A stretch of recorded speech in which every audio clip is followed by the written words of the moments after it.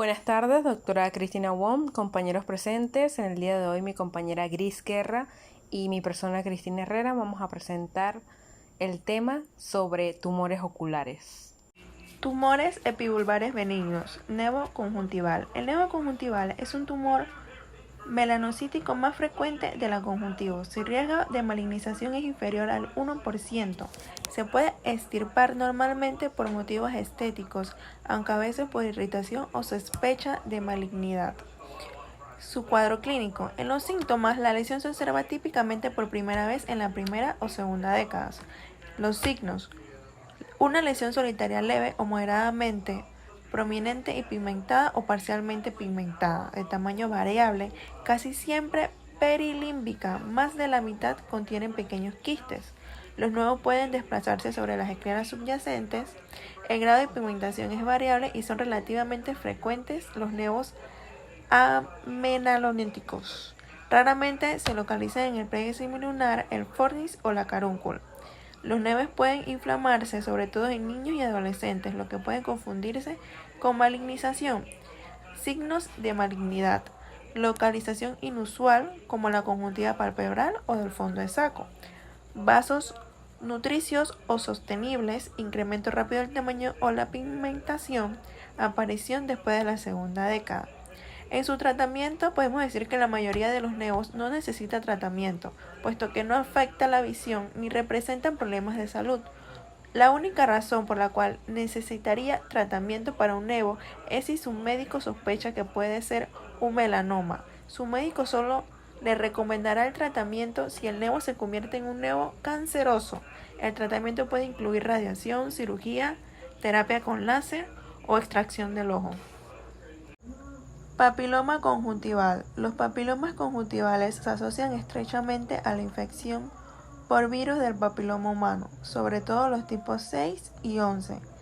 Histopatológicamente están formados por un núcleo fibrovascular cubierto por una proliferación irregular de epitelio escamoso estratificado y no queratinizado que contiene células caliciformes. Cuadro clínico. Los signos son lesiones sesiles o pediculadas, que a menudo se localizan en el área perilímbica, el fornis o la carúncula. Suelen ser solitarias, aunque a veces son múltiples.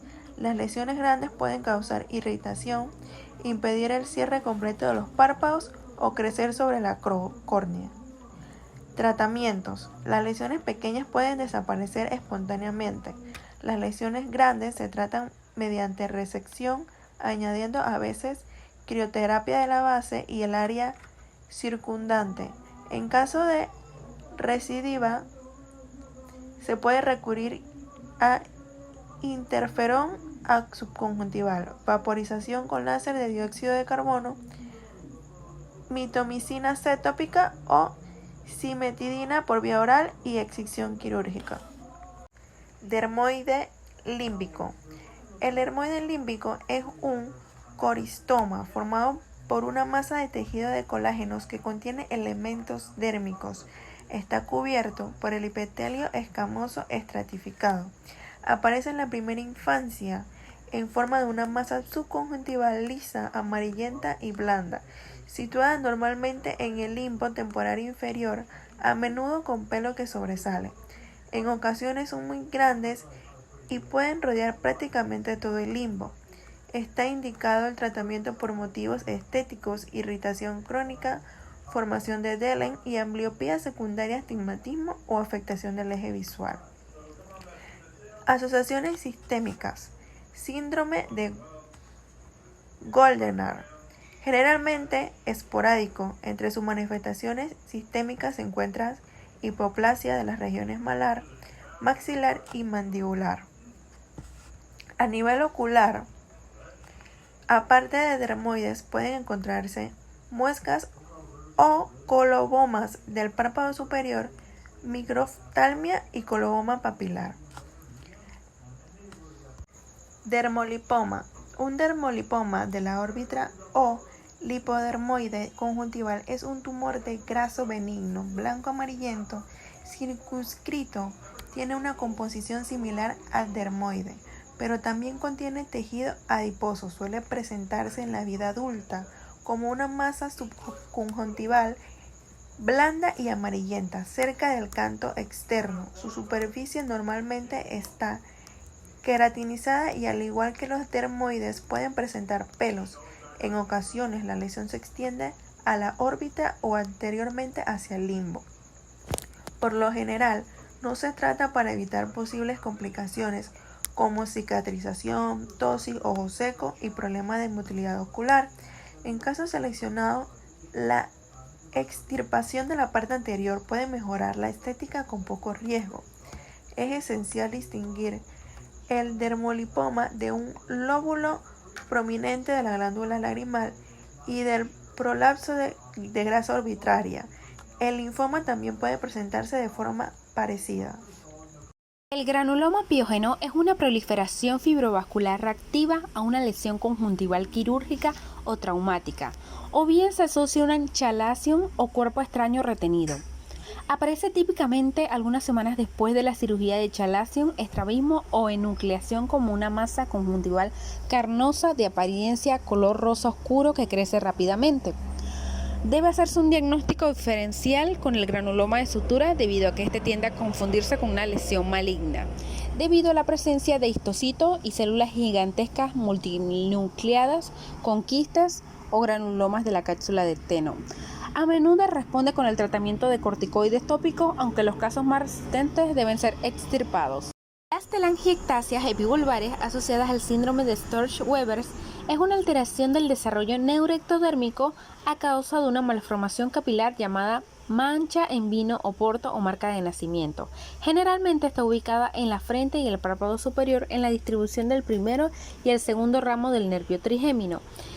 Este síndrome también puede causar glaucoma y estrechamiento vascular que produce aumento del riesgo de accidentes cerebrovasculares.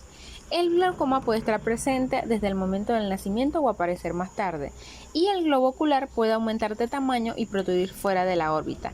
El diagnóstico a través de resonancia magnética cerebral o tomografía craneal y el tratamiento de acuerdo a los síntomas presentados, por ejemplo, con fármacos para tratar el glaucoma. La hiperplasia pseudoepiteliomatosa es una hiperplasia del epitelio reactiva a una inflamación o procesos de irritación crónicos. La fuente de inflamación suele ser una pingüécula o terillón preexistente con inflamación crónica en las que el epitelio comienza a proliferar y queratinizarse. Clínicamente consiste en una masa elevada de color sonrosado, de crecimiento rápido, similar a una lesión carcinomatosa. Se distingue del carcinoma escamoso por falta de atipia nuclear y la marca de inflamación estromal subyacente. Y una variante de esta lesión es el queratoacantoma. Melanosis benigna conjuntival. Es una variante de la anormalidad más frecuente en individuos de piel oscura, debido a la presencia de un exceso de melanina en los melanocitos de la capa basal del epitelio conjuntival. El número de melanocitos es normal, es decir, que no hay hiperplasia melanocítica y puede tener un efecto protector frente a las neoplasias. La melanosis benigna aparece durante los primeros años de vida y se estabiliza en adultos jóvenes. Afecta a ambos ojos, aunque puede ser asimétrica. Entre los signos se caracteriza por parches planos de pigmentación parda por la conjuntiva, a menudo concentrados en el limbo y alrededor de las ramas perforantes de los vasos o nervios al entrar en la esclera. Entre los síntomas, una leve disminución de la agudeza visual. Tumores epivulvares premalignos, etapa precancerosa. Queratosis actínica. Signos. Son lesiones leucoplásicas bien circunscritas, elevadas, límbicas y que crecen lentamente en el epitelio del área interpalpebral. Generalmente son una pingüécula o terillón preexistente y pueden simular un carcinoma. Histológicamente se caracterizan por placas de epitelio acantónico e hiperqueratónico de bordes abruptos con diferentes grados de atipia celular y que no suelen alcanzar la totalidad del epitelio, es decir, una displasia leve o moderada. Y suelen venir acompañados con una degeneración elastótica en el estroma y puede evolucionar a carcinoma escamoso de conjuntiva, aunque raras ocasiones. En el tratamiento se indica excisión quirúrgica y crioterapia. Neoplasias intraepiteliales, displasias. Clínicamente aparecen en pacientes de 60 a 70 años de piel clara. Pueden aparecer en jóvenes inmunosuprimidos y pueden ser bilaterales. Signos: son lesiones gelatinosas, sésiles o papilomatosas con tendencia a la extensión difusa superficial, generalmente en la hendidura interpalpebral, afectando al limbo con bordes mal definidos y suelen extenderse sobre el epitelio corneal. Patogénicamente son afines a las displasias que aparecen en las mucosas no expuestas y en su desarrollo se ha implicado el papilomavirus humanos, el virus de la inmunodeficiencia adquirida, la exposición solar y factores ambientales como exposición a derivados del petróleo, aceites industriales y tabaquismo. La apariencia clínica es consecuencia de los cambios histológicos que consisten en la aparición de una hiperplasia epitelial de grado variable, en la que parte o todo el espesor del epitelio corneal se sustituye por una proliferación de células atípicas que comienzan en las capas basales del epitelio, pudiendo afectar una parte, ya sea una displasia leve, moderada o grave, o su totalidad del epitelio, siendo un carcinoma in situ.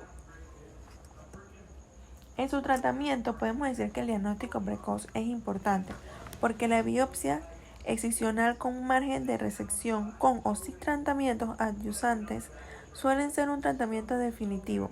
Sin embargo, lesiones avanzadas pueden extenderse por la totalidad de la córnea y gran parte de la conjuntiva, haciendo difícil la extirpación completa, poniendo en peligro la función visual y precisando tratamientos quirúrgicos complejos y terapias adyuvantes como la quimioterapia tópica. Carcinoma escamoso. Se originan a partir de las queratosis actínicas y neoplasias intraepiteliales y aparecen cuando un carcinoma in situ rompe la membrana basal e invade el tejido subconjuntival, haciendo a los vasos linfáticos y adquiriendo potencial metastático. Entre los factores de riesgo identificados se pueden mencionar las radiaciones ultravioletas, la ocupación, la raza, el área geográficas, el virus del papiloma humano, el paciente con xeroderma pigmentario, la edad avanzada y los inmunocomprometidos. Entre sus signos podemos decir que clínicamente aparece como una lesión exofítica, sesil o pedúncula en el área de exposición interpalpebral de aspecto variable, frecuentemente cerca del limbo, de crecimiento lento. En su evolución natural puede crecer ocupando toda la conjuntiva vulvar y extenderse posteriormente a través del septum orbitario, invadiendo la órbita o invadir la lamela esclerocorneal, penetrando el globo ocular. Entre sus síntomas podemos decir que el paciente reporta una lesión con un bulto elevado, de crecimiento lento y progresivo, indolora y sin sangrado. Su tratamiento es destruir o extirpar completamente el tumor mediante cirugía y tratamientos adyuvantes si están indicados y si son necesarios. Tumores pigmentados benignos, melanosis adquirida primaria. Hace referencia a las lesiones que muestran proliferación de melanocitos. Su clasificación. La MAP sin atipia celular o con atipia leve es una proliferación intraepitelial benigna de melanocitos con poco o ningún riesgo de transformación maligna. La MAP con atipia grave puede considerarse un melanoma in situ con bastantes probabilidades de progresar a melanoma invasivo durante los años siguientes. El riesgo es mayor cuanto más extensa sea la lesión medida en horas de reloj. La atipia grave solo se da en un pequeño porcentaje de MAP. La INMC, que significa neoplasia intraepitelial melanocítica conjuntiva, se clasifica de 0 a 10. Según el grado de atipia y diseminación, el grado 0 corresponde a la ausencia de proliferación melanocítica o atipia, es decir, solo melanosis, y el 5 al melanoma conjuntival in situ. Diagnósticos. Síntomas. Se observa un área pigmentada sobre la superficie de uno o ambos ojos, a una medida de edad de 56 años, normalmente en individuos blancos. Signos. Una o múltiples áreas planas de pigmentación epitelial irregular con un tono pardo dorado a marrón achocolatado. Se afecta típicamente al limbo y la zona interpalpebral. Tratamiento. Suele preferirse la biopsia excisional a la biopsia incisional, sobre que sea posible. Se puede aplicar crioterapia con un doble ciclo de congelación a descongelación en el sitio de la resección o tras la confirmación histológica de NIMC, administrar mitomicina C tópica postoperatoria. Tumores pigmentados malignos. Melanoma conjuntival. El melanoma conjuntival es raro, solo se presenta en torno a un 2% de las neoplasias oculares malignas. Alrededor del 75% surge en un área de MAP, cerca del 25% a partir de un nevo de la unión o compuesto previo y rara vez de novo. A menudo se presenta en la sexta década. Diagnóstico. En su aspecto podemos decir que el nódulo vascularizado negro o gris, que puede estar fijado a la epiesclera, a menudo se localiza en el limbo, aunque puede originarse en cualquier zona de la conjuntiva.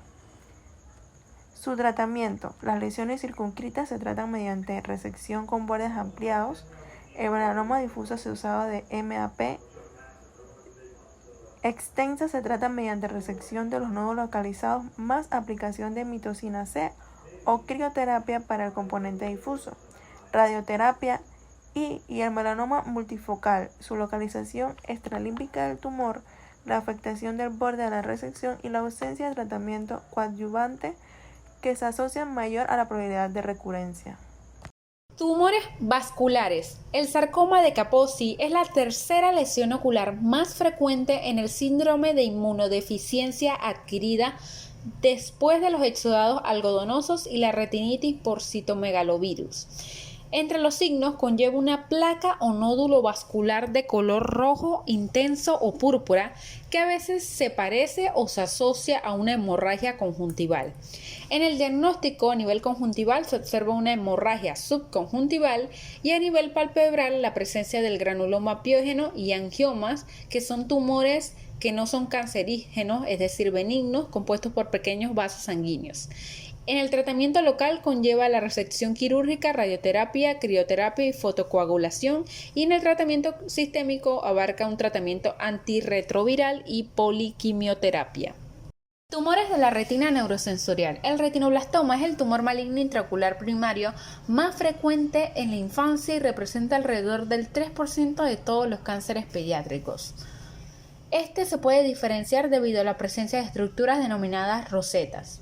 Su crecimiento puede ser endofítico hacia el vítreo con siembras de células tumorales por todo el ojo o exofítico hacia el espacio subretiniano causando desprendimiento de retina o infiltración difusa de la retina.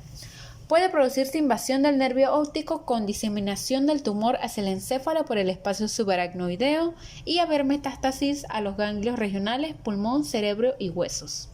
En su clasificación corresponde al retinoblastoma hereditario, que representa el 40% de los casos en pacientes con mutación de uno de los alelos del ribosoma 1, lo cual hace predisponente a cánceres extraoculares como el retinoblastoma trilateral.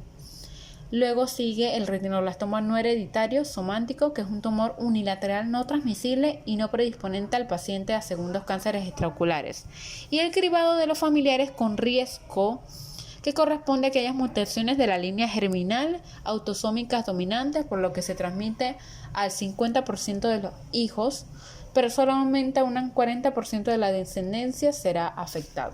En el cuadro clínico vemos la presencia de leucocorias o reflejo blanco en la pupila, que es la forma de presentación más frecuente, alrededor de un 60%, y puede notarse al tomar fotografías. El estrabismo es la segunda forma de presentación en frecuencia con un 20%, por lo que es obligatorio examinar el fondo de ojo en todos los casos de estrabismo infantil. El ojo rojo doloroso con glaucoma secundario, que en ocasiones se asocia a bruftalmos, la mala visión, inflamación. También puede presentarse inflamación orbitaria que simule una celulitis orbitaria o preseptal en tumores necróticos, y puede haber invasión orbitaria o crecimiento extraocular visible en casos no atendidos. Los signos conlleva en el tumor intrarretiniano es una lesión blanca y homogénea en forma de cúpula que se vuelve irregular, a menudo con focos de calcificación. Un tumor endofítico se proyecta hacia el vítreo con una masa blanca que puede producirse como en siembras en gel, y el tumor exofítico forma masas blancas subrarretinianas con desprendimiento de retina.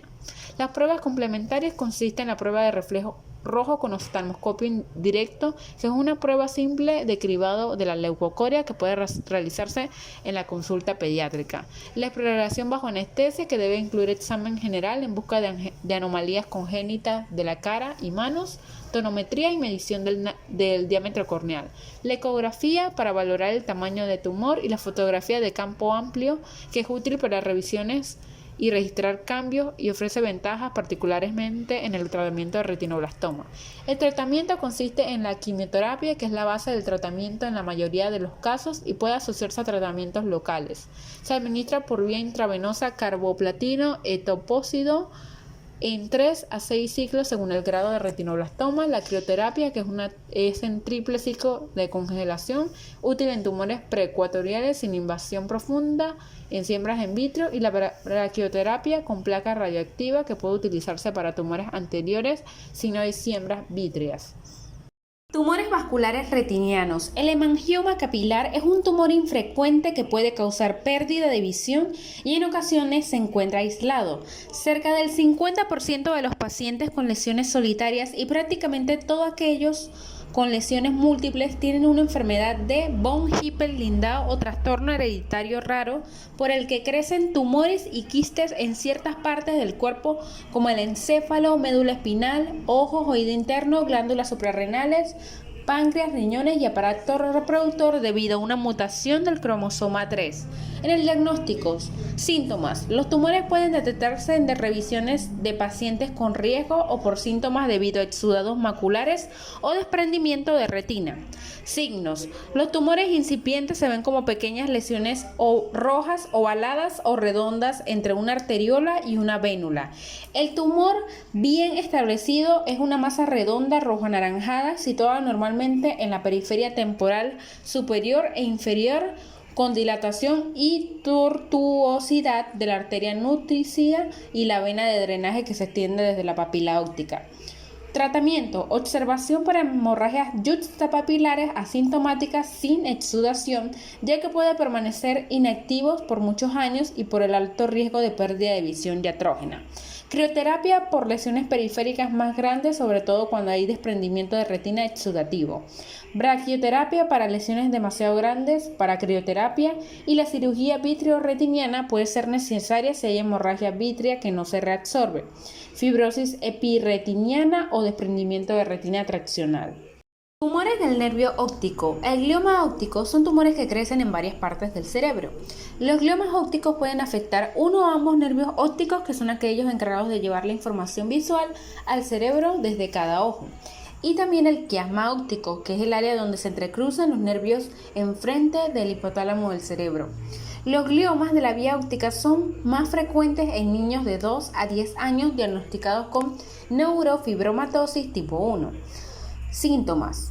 Estos síntomas se deben a que el tumor crece y presiona el nervio óptico y las estructuras adyacentes.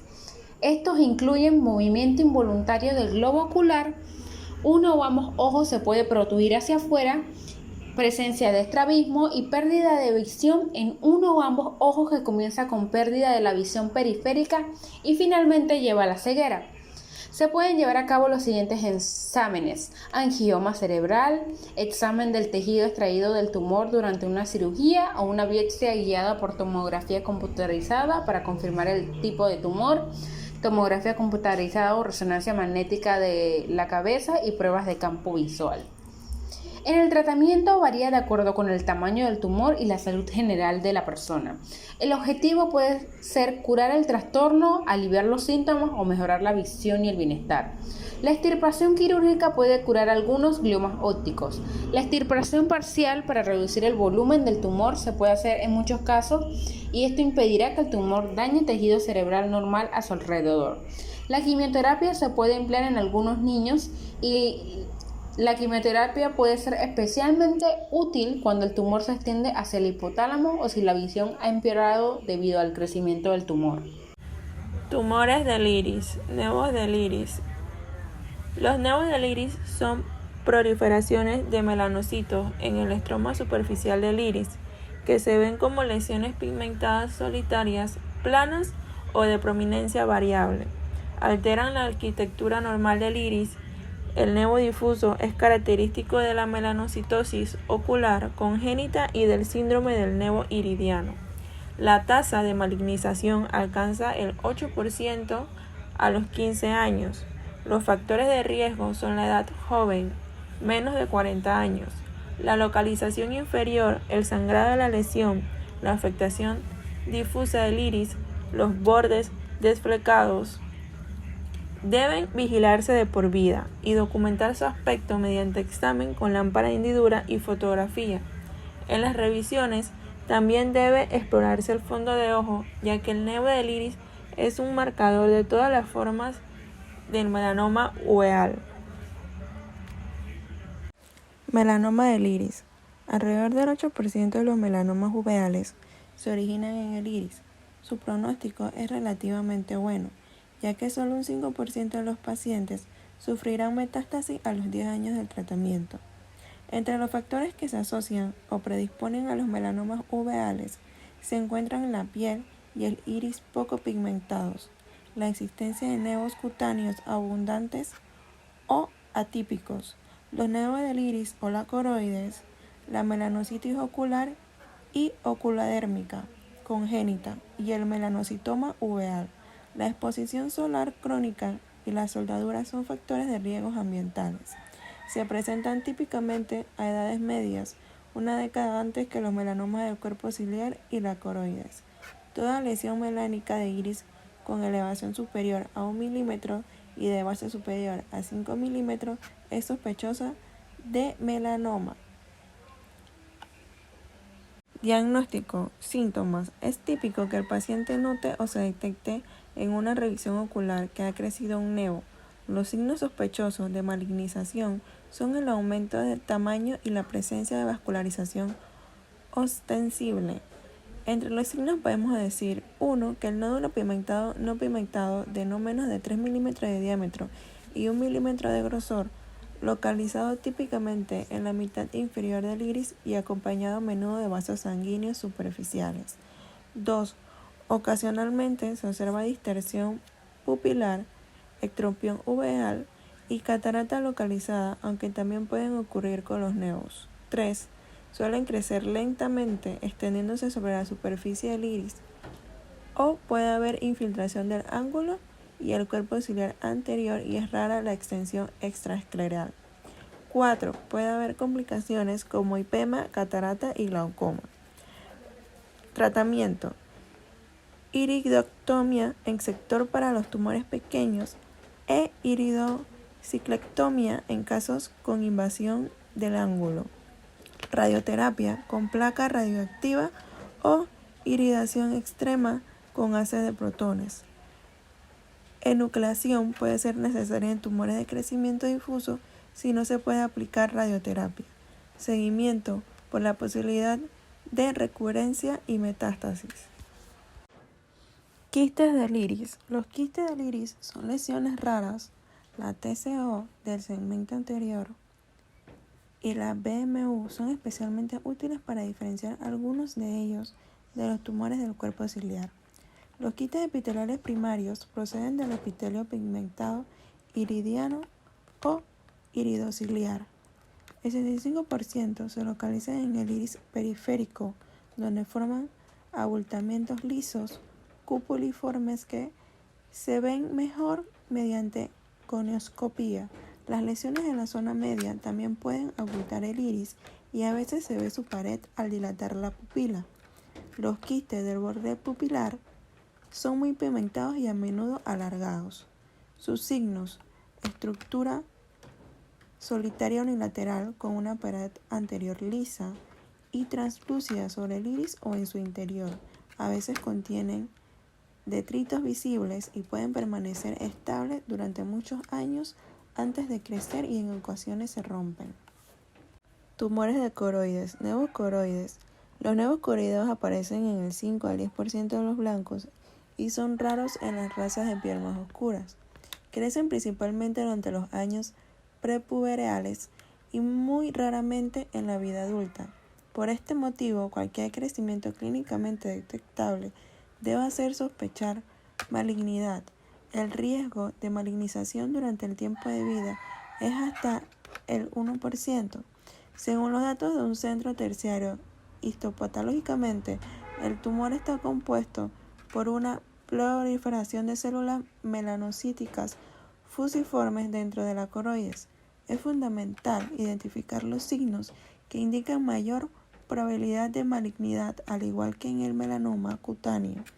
El tratamiento precoz se asocia a un riesgo significativamente menor de metástasis. La ausencia de cambios durante un periodo prolongado no garantiza que una lesión no pueda progresar en el futuro, ya que se ha informado de nevos que han crecido repentinamente tras muchos años de estabilidad. Diagnósticos. Síntomas. La inmensa mayoría son asintomáticos y se detectan en una revisión rutinaria. Signos. Lesión generalmente retroecuatorial, ovalada o circular, de color marrón o gris pizarra, con bordes desflecados o mal definidos. Son típicas las drusas sobre superficie. Es muy frecuente que tenga un halo hipopigmentado y puede haber lesiones amelanóticas. Características sospechosas del melanoma incipiente. Presencia sobre su superficie de pigmento naranja, líquido subretiniano asociado, vacío acústico en la ecografía, síntomas como fotopsias o visión borrosa, ausencia de drusas, ausencia de halo. Pruebas complementarias. Fotografía de la lesión. La TCO es útil para medir el grosor de la lesión, así como para detectar la presencia sutil del líquido asociado. Las alteraciones retinianas secundarias tienden a ser más acusadas sobre un melanoma que sobre un nevo. La autofluorescencia del fondo de ojo puede demostrar pigmento naranja sutil, difícil de discernir clínicamente. La angiografía fluoresceínica no es útil para diferenciar entre melanoma y nevo. La ecografía muestra una lesión aplanada o ligeramente elevada con una alta reflectividad acústica interna. En su tratamiento podemos decir que la retinografía y TCO o ecografías basales con revisiones periódicas e indefinidamente. La periodicidad de las revisiones depende del grado de que se sospecha. 1, si son rasgos sospechosos a los 6 meses hasta que compruebe que es estable. 1 o 2 signos sospechosos, 3 o más signos sospechosos. En su crecimiento se puede decir que si se demuestra que la lesión ha crecido o existen características muy sospechosas, generalmente conviene considerar que la lesión es un melanoma y tratarla como tal.